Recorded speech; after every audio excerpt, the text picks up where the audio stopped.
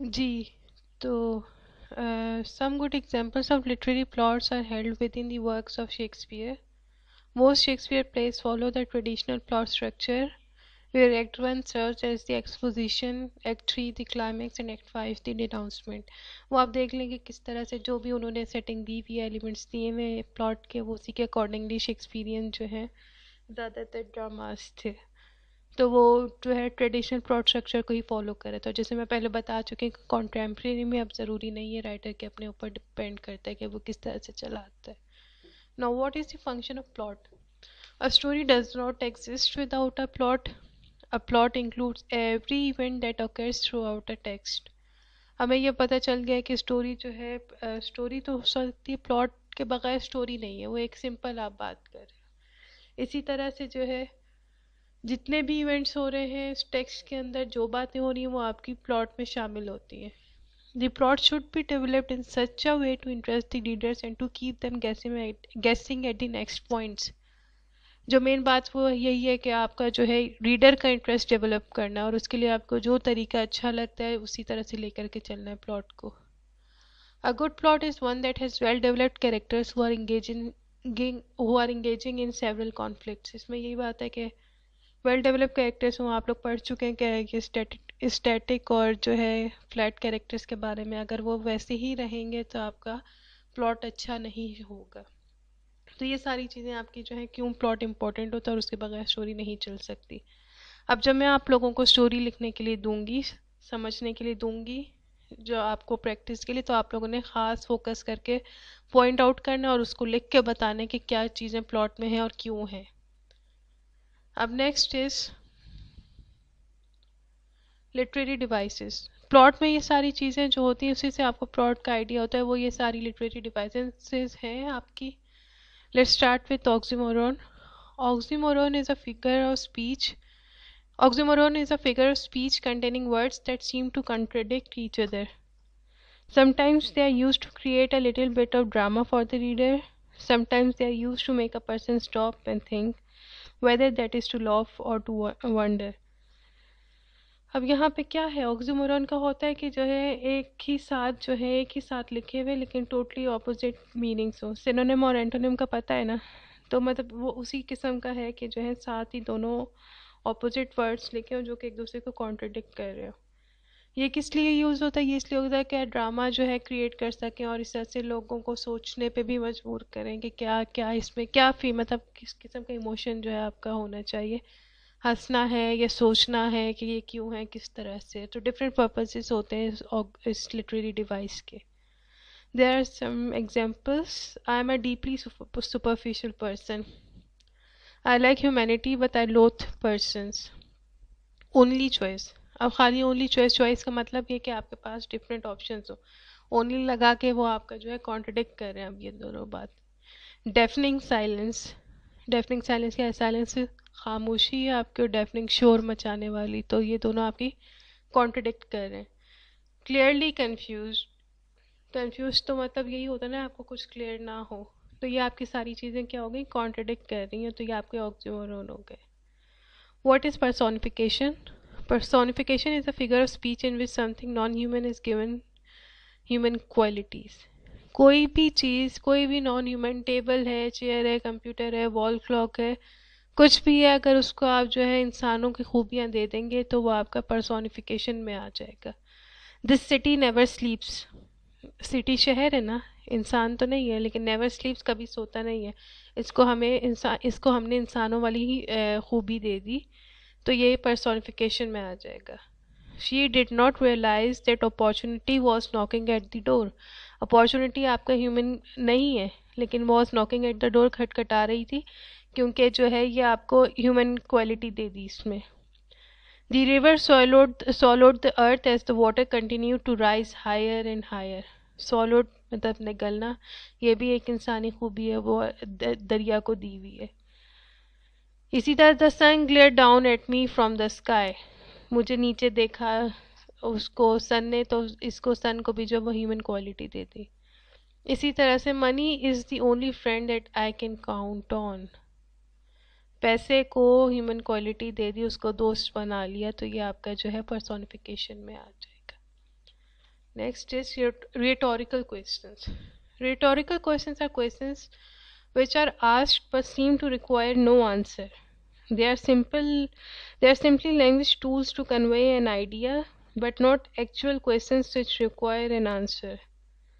These rhetorical questions are often asked to emphasize a point. यहाँ पे क्या है, इसमें सिंपल ये बात है कि ये वो क्वेश्चंस होते हैं जिनका जवाब नहीं देना होता, ये सिर्फ एक आइडिया देने के लिए होते हैं। इसमें इनका कोई मकसद ये नहीं होता कि मैं कोई रिटोरिकल क्वेश्चन करूँ और मैं आपसे जवाब एक्सपेक्ट कर रही हूँ, लेकिन आप लोग मेरे हर क्वेश्चन को जो है रिटोरिकल क्वेश्चन समझते हैं, वो गलत बात है। ये आपका एम्फेसिस करने के लिए, किसी भी पॉइंट पे एम्फेसाइज करने के लिए जो है रिटोरिकल क्वेश्चन करना होता है। For example, if practice makes perfect and no one is perfect then why practice. ये क्वेश्चन है खुद से, इसका आंसर ऐसा नहीं मैं कोई भी आपसे मांग रहा है, लेकिन ये सोचने वाली बात है कि ये एक तरफ कहा जाता है कि प्रैक्टिस से इंसान परफेक्ट होता है, लेकिन एक तरफ ये भी कहा जाता है कि कोई भी दुनिया में परफेक्ट नहीं है, तो फिर हम प्रैक्टिस क्यों करें। कैन फिश स्विम, इसका भी आंसर जो है आपको बहुत ऑब्वियस है। रिटोरिकल क्वेश्चन यूजुअली वो होते हैं जो कि बहुत ऑब्वियस होते हैं और उसका आंसर की ज़रूरत नहीं होती, या फिर जो आप मतलब सिर्फ एक बात खुद से सोच रहे होते हैं या कर रहे होते हैं, उसका भी आपको आंसर नहीं चाहिए होता। How much longer will this injustice continue, why me, if winter comes can spring be far behind. ये सारी जो है सिर्फ एम्फेसिस करने के लिए है, इसका कोई भी ताल्लुक आंसर देने से नहीं है। नेक्स्ट इज, ये जो है शेक्सपियर के नॉवल से है, last one. If you prick us, do we not bleed? If you tickle us, do we not laugh? If you poison us, do we not die? And if you wrong us, shall we not revenge? ये बहुत famous जो है lines हैं। ये कौन सा play था इसका, आई फॉरगॉटन द नेम। ये था ज्यूस जिसमें वो बना था।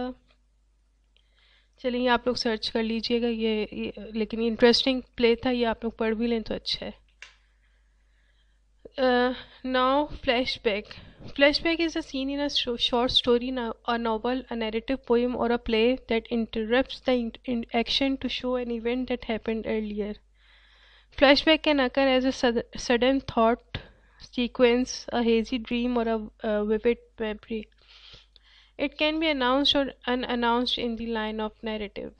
फ्लैशबैक क्या है? फ्लैशबैक नाम से ही पता चल रहा है, किसी भी स्टोरी में, नॉवल में या पोएम में जो है, ये प्ले में, ये पिछली जो बात होती है, जो पहले पास में हुआ होता है, उसको जो है रिफ्लेक्ट करने के लिए, बताने के लिए बीच में फ्लैशबैक होता है। ये बीच में कहीं पर भी हो सकता है, ठीक है। मैं अब जो है यही यूनिवर्सिटी की एग्जांपल दूंगी कि अपनी यूनिवर्सिटी की स्टोरी लिखते लिखते मैं जो है चाइल्डहुड का बता रही हूँ कुछ रिलेट करने के लिए, तो ये मेरा फ्लैशबैक है, ठीक है। ये मैंने बीच में डाला। अब इसको फ्लैशबैक के जो है डिफरेंट तरीके होते हैं इसमें किसी भी स्टोरी में यूज़ करने के लिए। या तो जो है एक सीक्वेंस के तौर पे जो है आप लिखी इस तरह से रहें कि पहले थोड़ा सा प्रेजेंट का बता दें, फिर फ्लैशबैक के थ्रू आप पास्ट को बता दें, या फिर ड्रीम के थ्रू बता दिया, या फिर आपकी कितनी स्ट्रॉन्ग मेमोरी है कि वो आपको बार बार फ्लैशबैक में लेके जाती है। तो ये सारी चीज़ें जो है आपको जो है मतलब प्लॉट को स्ट्रॉन्ग कर रही होती है, कॉम्प्लिकेटेड बना रही होती है। तो ये एक अच्छी प्लॉट की निशानी है कि फ्लैशबैक यूज़ हो। इट कैन बी अनाउंस और unannounced in the line of narrative. ये सिंपली ये बात है कि या तो आपको जो है राइटर बता देगा कि अब मैं फ्लैशबैक में जा रहा हूँ, या फिर आपको जो है उसमें मतलब देखना पड़ेगा कि कहाँ से प्रेजेंट से पास्ट में, पास्ट से प्रेजेंट में आ रहा है। ये डेलोविथ, मिसेस वर्जीनिया वुल्फ जो है, उन्होंने काफ़ी यूज़ किया था फ्लैशबैक टेक्निक अपने नॉवेल्स में, और उसमें काफ़ी कॉम्प्लिकेटेड वे में यूज़ हुआ है कि आप इजीली मतलब आपको डायरेक्टली बताया नहीं जाता, आपको गेस करना पड़ता है कि अच्छा अभी प्रेजेंट की बात हो रही है, तो फिर बाद में कब पास्ट की बात हुई, आपको गौर से देखना पड़ता है। ये नीचे वही बात लिखी है, flashback is important in that it adds complication and depth to a narrative that is otherwise straightforward and chronological. As is true in real life, sometimes information about characters, places or things is only revealed when the past is abruptly pulled forth, mentioned or remembered. Serial killer का अगर बता रहे हैं, वो अभी जो है present में जो है वो किलिंग कर रहा है, बहुत ही ब्रूटल मर्डर्स कर रहा है, सब कुछ कर रहा है, ये उसका प्रेजेंट है। अब जब हम उसको पकड़ने के लिए, तो हम उसको ऑब्वियसली, हमें हमेशा, आप लोग किसी भी उसमें ड्रामे में देख लें, मूवी में देख लें, आप नॉवेल्स में देख लें, कि उसका फिर पास्ट हमें दिखाया जाता है, जो कि यूजुअली जो है ट्रोमेटिक चाइल्डहुड होता है, तो वो उसकी वजह से जो है ये सब किलिंग्स वगैरह कर रहा होता है। तो ये हम लोगों को फ्लैशबैक के थ्रू पता चलता है। नीचे वही सारी बातें लिखी हुई हैं। इसकी एग्जांपल ये है, a man is about to give a speech to a large audience on biology, suddenly he remembers playing with frogs and toads in his backyard as a curious child. He smiles at the memory and then begins to speak to the audience about a new groundbreaking finding about frogs. क्या है इसमें, ये जो है एक बंदा जो है अभी प्रेजेंट में अपनी उस ऑडियंस को जो है बायोलॉजी के ऊपर कोई लेक्चर देने लगा है, और अचानक से लेक्चर देने से स्टार्ट होने से पहले उसको अचानक माइंड में चलता है उसका जो है कि किस तरह से जब वो छोटा था तो वो जो है मेंढक वगैरह से अपने जो है खेलता था और उनको देखता था, क्योंकि वो क्यूरियस था, उसको इंटरेस्ट था इन चीज़ों में। वो अपनी इस मेमोरी पे जो है मुस्कुराता है, और उसके बाद जो है वो अपनी अभी के बारे में जो भी उसने रिकॉर्ड बनाया है, जो भी उसने थीसिस लिखा है इसके बारे में, वो फिर अपनी ऑडियंस को बताता है। अब इसमें क्या समझ आ रहा है, the flashback serves to reveal that the man had an early passion for animals and has now as an adult made a fantastic discovery in that area of science. अब ये बताया, फ्लैशबैक से हमें ये पता चल गया कि इस बंदे को बचपन से इन चीज़ों का शदीद जो है पैशन था जानवरों का, और अब उसने एक बड़ा होकर के उसने उनके बारे में एक बहुत ही अच्छी डिस्कवरी की है जो कि साइंस के लिए बहुत हेल्पफुल है। ये आपका फ्लैशबैक है। Next is foreshadowing. Foreshadowing is the use of hints or clues in a narrative to suggest what action is to come. Writers use foreshadowing to create interest and build suspense. This is done by showing certain events, people, or information on their information that are an indication of something that will occur later on in the story. अब इसमें क्या है, इसमें यह था कि आपको हल्के हल्के क्लूज और हिंट्स मिल रहे होते हैं जो कि आपको बता रहे होते हैं कि क्या अगला एक्शन क्या हो सकता है, उसको आपको गौर करना पड़ता है। ये यूजुअली सिंबल्स के थ्रू बताया जाता है, मोटिव के थ्रू बताया जाता है। ये जो है रीडर्स का जो है इंटरेस्ट और सस्पेंस बिल्डअप करने के लिए जो है ये यूज़ होती है फोरशैडोइंग की technique. The leaves fell early that year. This is a line in Ernest Hemingway's opening line of a farewell to arms. अब ये क्यों लिखा गया भैया, हम पढ़ेंगे कभी तो इसमें आपको पता चलेगा कि ये लाइन जो है फोरशैडो कर ली है, डेथ के बारे में कर रही है। In Macbeth by Shakespeare, witches are an omen of future bad things. Macbeth में आप पढ़ें तो हमें शुरू में ही जो है उनसे इंट्रोड्यूस करा दिया गया था, और उन्होंने पहले ही प्रिडिक्ट किया था कि जो है बाद में इसके साथ जो भी है बुरा होगा। The final graveyard flower is blooming, and its smell drifts through their house, speaking gently the name of their dead, gently the names of their dead. इसमें क्या बता रहे हैं, फाइनल ग्रेवयार्ड फ्लावर, ये यहाँ पे ये देखें, ग्रेवयार्ड फ्लावर ब्लूमिंग, फल फूल रही है, और it drifts through their house, उनके घर पे इसकी मतलब खुशबू जो है इधर जा रही है, speaking gently the names of their dead, और एक खामोश उसमें और जेंटली जो है वो जो मरने वाले लोग हैं उनके नाम ले रही है। ये क्या फोरशैडो करे, उसमें भी एग्जैक्ट हमें डेथ के बारे में नहीं बताया कि जो है रॉबर्ट डाइड, नहीं, अभी ये फोरशैडो कर रहा है कि कोई ना कोई जो है स्टोरी में अब आगे जाके इनके घर में जो है कोई शख्स मरने वाला है। In the middle of the night, the father hears the back door opening. He rushes to check on his kids, but a masked intruder is blocking the way with a knife. अब इसमें हमें जो है ये भी बहुत clear है कि जो है उस फोरशैडो करे थ्रेट को, कि वो थ्रेट को, रॉबरी को, ये सारी चीज़ें जो है फियर को, कि किस तरह से जो है वो इंट्रूडर घर में आ गया और वो जो है लूटने के लिए जो आते हैं, इस तरह से ये सारी चीज़ें आपकी फोरशैडोइंग में आ जाती हैं। एसोनेंस क्या है? Assonance is the repetition of vowel sounds in non-rhyming or nearby words. Assonance जो है, एक तो वाउल साउंड कौन से होते हैं आपके, ई आई ओ यू, इनकी जो रेपिटिशन होती है करीब करीब अल्फाज में, या फिर जो राइमिंग नहीं करते उसको एसोनेंस कहते हैं। इसमें जो है वो जो है कॉन्सोनेंट साउंड्स आपके डिफरेंट भी स्टार्ट हो सकते हैं, लेकिन उनकी जो वाउल साउंड है वो आपकी सिमिलर होती है। अब देखें एग्जांपल देखें, हियर इज द मेलो वेडिंग बेल्स.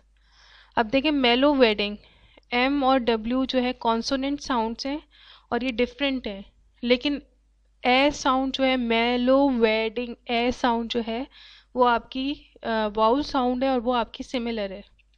इसी तरह से एंड मरमरिंग ऑफ इन्यूमरेबल बीस, मर मर, ये आपकी दोनों जो है साउंड्स जो है आपकी सिमिलर है, साउंड है आपकी। Men sell the wedding bells, अब इसमें देखें MSWB, ये सारे स्टार्टिंग जो आपके हैं ये आपकी इनकी साउंड डिफरेंट है। मैन की, सेल की, वे की, बे की, ये आपकी साउंड डिफरेंट है स्टार्ट की कॉन्सोनेंट साउंड, लेकिन ए साउंड जो है वाउल साउंड वो आपकी सिमिलर है। इसी तरह से the engineer held the steering to steer the vehicle, इसमें भी आप देख लेंगे किस तरह से ईयर साउंड जो है आपकी सिमिलर है और कॉन्सोनेंट साउंड्स इसकी डिफरेंट है। Those images that yet fresh images beget, that dolphin torn, that gong tormented sea, ये इसमें क्या है, इसमें yet और beget। अब देखें यहाँ पे yet और beget में ए साउंड, yet में ए साउंड है और get में ए साउंड है। बैग में आपका ए साउंड नहीं आ रहा, बैग ये है और ये बैग इस तरह बैग है, मतलब ये जल्दी है। ये आप लोग फोनेटिक्स पढ़ रहे हैं तो इजीली आप लोग इसको इन्फर कर सकते हैं। इसके अलावा लास्ट की है, I must confess that in my quest I feel depressed and restless, S sound जो है सबकी सिमिलर है और ये आपकी वाउल साउंड से ए साउंड है ई से, ठीक है। तो ये आपके एजोनेंस है जिसमें आपका वाउल साउंड जो है वो आपके जो है रिपीट हो।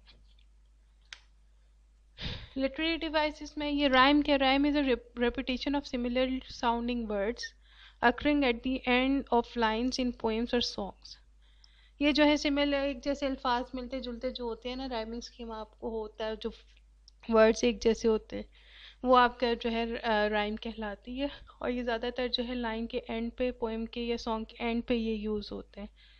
एग्जाम्पल ये दी हुई है, baa baa black sheep have you any wool, yes sir 3 bags full, wool full जो है एक है sound.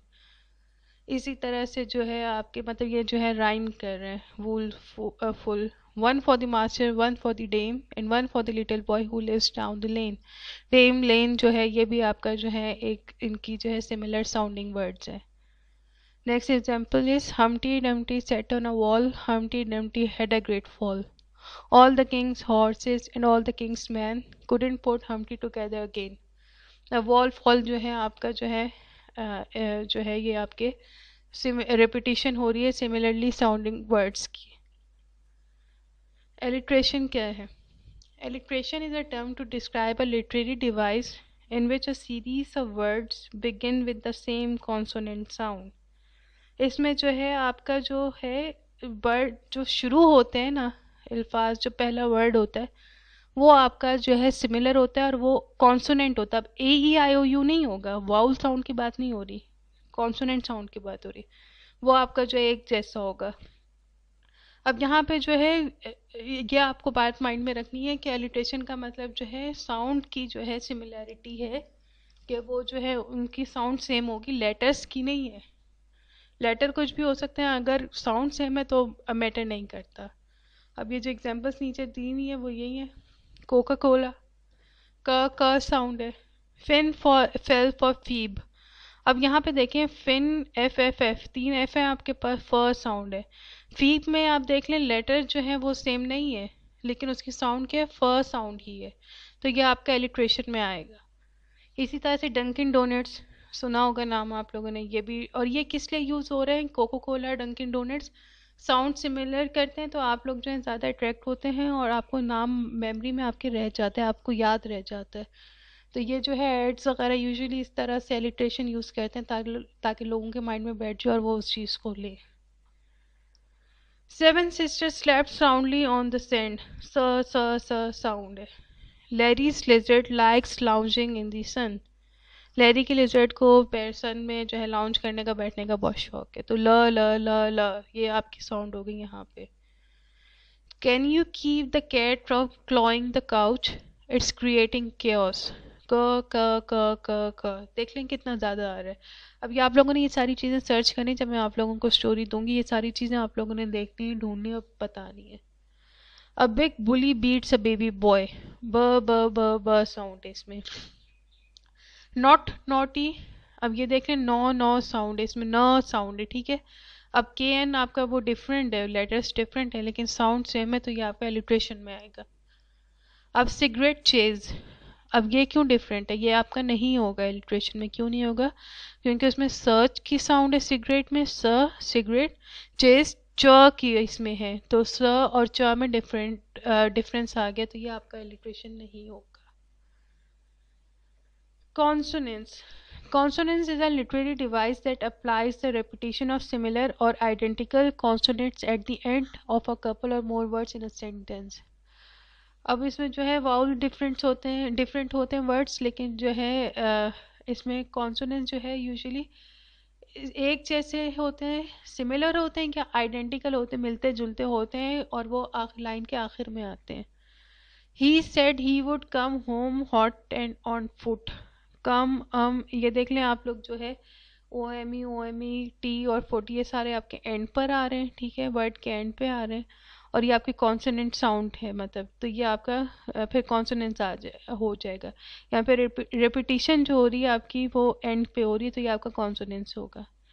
It will creep and beep while you sleep, ये फिर देख लें कि वर्ड्स के एंड पे आ रहे हैं ई साउंड जो है आपकी, तो ये आपका कॉन्सोनेंट्स है। The big frog was on a log, og sound जो है एंड के वर्ड्स के एंड पर है, शुरू में नहीं है। He struck some good luck, अ साउंड जो है ये भी आपके एंड पे है। All is well that ends well, यहाँ पे वो बात आ गई रिपीटेशन ऑफ सिमिलर और आइडेंटिकल कॉन्सोनेंट्स, यहाँ पे सिमिलर कॉन्सोनेंट्स जो है वो रिपीट हो रहे हैं। The first and last brush sweep fast and best, यहाँ पे भी जो है सिमिलर, यहाँ पे देखें ये जो है फर्स्ट और लास्ट सिमिलर है, फास्ट एंड बेस्ट जो है ये भी यहाँ पे सिमिलर नहीं सारे आपके, तो ये आपका कॉन्सोनेंस हो जाएगा। हाइपरबोले जो है आपका क्या है, it's an expression which exaggerates an action so much that it can not possibly be true, it is often used to evoke strong feelings. अब यहाँ ये क्या एग्जाम्पल, जो आप बहुत इंतहाई बढ़ा चढ़ा करके बयान करते हैं तो उस चीज़ को हाइपरबोले कहते हैं। अब जैसे आप लोग कहेंगे कि मिस्टर हमशा बहुत जालिम है, वो पता नहीं किस तरह से काम कराते हैं कि हमें समझ नहीं आता, तो ये आपका क्या होगा, एग्जैजरेशन हो गई, क्योंकि इतना भी बुरा नहीं है, आप समझने की कोशिश करेंगे तो हो जाएगा। Some other examples that are given, I have been waiting here for ever, मैं कब से तुम्हारा, मतलब फॉर एवर मतलब मैं कब से सारी ज़िंदगी से तुम्हारा इंतज़ार कर रहा हूँ, तो ये आपका एग्जैजरेशन हो गई, कोई इतना इंतज़ार नहीं करता। I have told you to clean your room a million times, 10 बार बोला होगा लेकिन अ मिलियन टाइम्स उसको एग्जैजरेट कर दिया कि बहुत ज़्यादा एम्फेसाइज करने के लिए स्ट्रॉन्ग फीलिंग्स के जो है काफ़ी तंग आ करके जब मदर्स बोलती हैं कि कब से कह रही हूँ तुम लोग कर क्यों नहीं रहे हो, तो यहाँ पे वो बात आ गई। The joke, that joke is so old. The last time I heard it, I was riding a dinosaur. ये आप देखें एग्जैजरेशन की लिमिट देखें आप लोग कि ये जोक इतना पुराना है कि जो है मैं उस वक्त जो है डायनासोर पे राइड कर रहा था, तो ये इंटरेस्टिंग है ये। It was so cold. I saw polar bears wearing hats and jackets. ये भी फनी है कि इतनी सर्दी थी कि मैंने पोलर बियर्स जो कि वो उसी का पार्ट है, उनको भी मैंने जो है जैकेट और हेड्स पहने हुए देखा था। I'm so hungry I could eat a horse. I had to wait in the station for 10 days, an eternity. 10 दिन इंतज़ार करना था, लेकिन उसको पूरी ज़िंदगी अपनी लगी कि हमेशा के लिए अब इंतज़ार करना है। The blacksmith's hand was harder than the rock. Blacksmith का हाथ जो है एक पत्थर से ज़्यादा सख्त था। आयरनी आपकी क्या है? Irony is a contextual device that causes us to have expectations that are different from the actual outcome. The basic meaning of irony is the difference between how things seem to be and the reality. ये वही बात है, difference between appearance and reality in simple words, कि आप कुछ और expect कर रहे होते हैं और कुछ और हो जाता है। अब verbal irony क्या है? Verbal irony जो है when a speaker says one thing but means another. When in response to a foolish idea we say what a great idea. कोई बेवकूफ़ाना बात कर रहे हैं और हम उसको कहेंगे कि वाओ क्या बात की है। इसी तरह से the CEO of a big tobacco company said he did not smoke, ये भी आयरनी है कि एक CEO जो है इतनी बड़ी स्मोक कंपनी चला रहा है और वो जो है खुद सिगरेट नहीं पीता। The fear of long words is called, अब या आप लोग जो हैं good luck with pronouncing this word, ये ठीक है। अब ये भी आयरनी है कि लॉन्ग वर्ड का फियर है और उसको कहते क्या, वो ये वर्ड लिखा हुआ है। ड्रामेटिक आयरनी क्या है, उसमें the characters are oblivious of the situation but the audience is not. Dramatic irony में ऑडियंस को, हमें पता होगा कि क्या कैरेक्टर्स के साथ होने वाला है, क्या चल रहा है, लेकिन कैरेक्टर्स को खुद नहीं पता होगा। ये जो है दिस क्रिएट सस्पेंस और humour as the audience waits to see if the character will come to understand what is really happening. ये हमें सस्पेंस और ह्यूमर मतलब क्रिएट करता है, हम वेट कर रहे होते हैं कि अच्छा हमें ये तो पता चल गया है, लेकिन अब हमें ये देखना है कि इसका जो है कैरेक्टर जिसके ऊपर गुजरेगी वो किस तरह से रिएक्ट करता है। तो ये जो है it heightens the audience's anticipation hopes और fears but it can also be use for comic effect. इस डिफरेंट वेज होते हैं कि क्या आप फनी वे में आपकी होप्स हाई हो जाती हैं और डर भी लगता है कि अच्छा ये सर, फॉर एग्जांपल जो है वो कौन सा था प्ले, ग्रीक प्ले था इनका, उसमें ये था इडिपस रेक्स। उसमें जो है ऑडियंस को पता था कि कितना बड़ा जो है मिस्टेक हुआ इडिपस से, लेकिन जो है और उसको खुद नहीं पता था। तो हम पूरा प्ले में वेट करते रहे कि एंड पे उसका रिएक्शन क्या हो।